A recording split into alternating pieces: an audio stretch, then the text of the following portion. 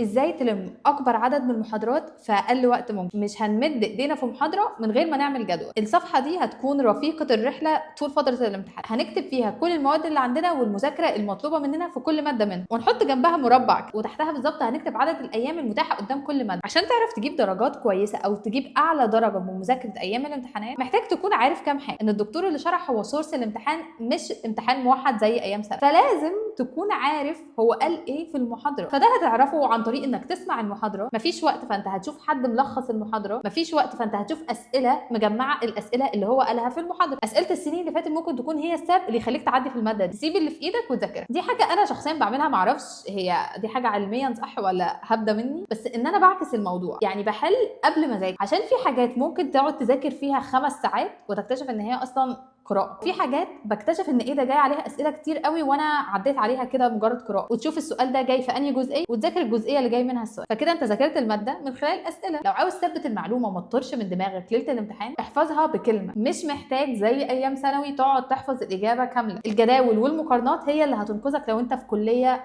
طبيه، عشان انت بتذاكر كميه معلومات. فما تجيبش السورس اللي هو بيكون معدي ال1000 صفحه وتقعد تقرا منه شبه البغبغاء. هات ورقه او اي حاجه واكتب فيها تلخيصاتك بايدك. عامه التلخيصات دي سحر في ليالي الامتحان. حرفيا انت ممكن تراجع على الماده كامله الصبح وانت رايح الامتحان بمجرد انك تقرا التلخيصات بس. ولو ما فيش وقت ممكن تستعين بتلخيصات زمايل. واخر حاجه، ما تحفظش حاجه انت مش فاهمها، مش هتفتكرها صدقني. لو انت فاهم ومش حافظ الدنيا هتمشي وهتعرف تجاوب. عشان كده وانت بتذاكر لو لقيت جزء معين انت مش فاهمه، يا اما تسال حد من صحابك يشرحه لك، او تسال شات جي بي تي يشرح لك الجزئيه دي. الموضوع ده هيسهل عليك الحفظ كتير قوي. وبس كده، بالتوفيق.